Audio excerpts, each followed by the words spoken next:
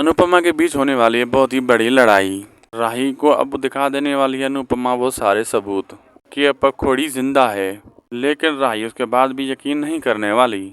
और यहाँ पर राही और अनुपमा एक दूसरे से काफ़ी दूर हो जाने वाले हैं।